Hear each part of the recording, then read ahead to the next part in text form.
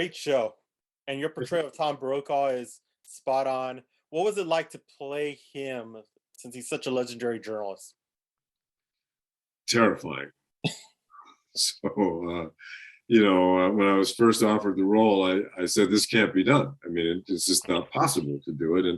And my agent said, well, they think you can do it. And I don't know, I took it, I think, because I thought it was impossible. I took it because, I've been a fan of Tom Brokaw since I was a child. He had a news broadcast in LA back when I was a teenager. And I remember saying to my mother at the time, look at this guy. He's like different. He's going to be a success. And he certainly was. I have such a respect for him. And I just, how do you play somebody that iconic? How do you do it? And I didn't know, but I have a kind of hubris that made me say, okay, I'll dive into this head first, which I did. And it was an experience, put it that way. Well, you did a great job in portraying him and really giving him a truth to it. What was it about the script? Because it's such a timely, not only is it timely, but it's also something that really changed the course of history in the United States. Well, I took the role because it was Tom Brokaw, and I wanted to see if I could do that. But the story itself is so engaging, and you learn so much more about what was going on than we knew at the time. At the time, what we saw was, the news broadcast by Brokaw, by Dan Rather, whomever, but we didn't know what was going on behind the scenes and how, the FBI response was so robust and how the medical community was dealing with it behind the scenes. We just didn't know these things. So now you get a chance to see, this story unfold over 6 episodes, and you get to see what was really happening behind the scenes, and that it was actually kind of a whodunit. I mean, I didn't realize that this could be spun into a thriller the way it has here. So it's for an audience member, it's a very engaging show. Yeah, and that's I think this show's going to do amazing, especially after what we came through with the pandemic.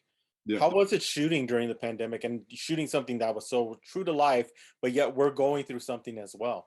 Well, that was really weird. That was the first thing that I did, first movie I did or show that I did after the pandemic started and the lockdown started. So for me, the experience was brand new. I'm just flying across the country because I was going from LA to Toronto and then quarantining in Toronto, and then not being able to sit down with my castmates and have a drink or have a meal and talk about how we're going to do, the thing, or the director or the producers. I mean, everything was done by Zoom. Mm-hmm. So it was very different. And then getting on the set and having to wear all the protective equipment, having to stay 6 feet away from everybody. So it was challenging from that perspective, but I don't think that it affected the performances. I think the performances would have been exactly the same had we not been shooting in the pandemic.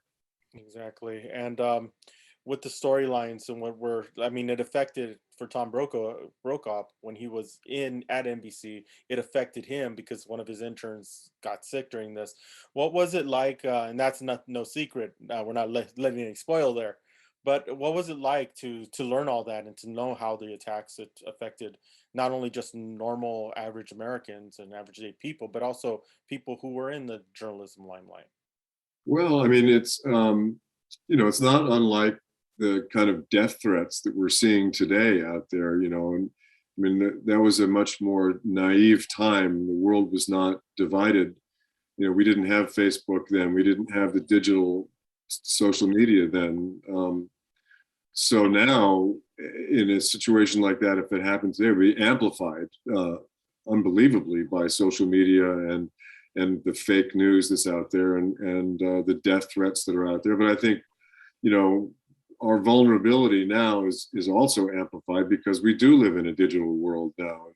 That was kind of the halcyon days of the analog world when the worst thing that could happen was an envelope full of white powder gets to you. Now a virus can be delivered with a few lines of code into your life, and it can destroy your life with a few lines of code. Can take over who you are, can steal your identity, can drain your bank account, can that kind of sort of homegrown terrorism is still there, and I think it's just we're a lot more vulnerable to it now through the digital world than we were then. Yeah, exactly. Harry, thank you so much for being a part of this and being able to talk to you about the Hot Zone. Great show. Looking forward to it on November 28th. Fantastic. Thank you.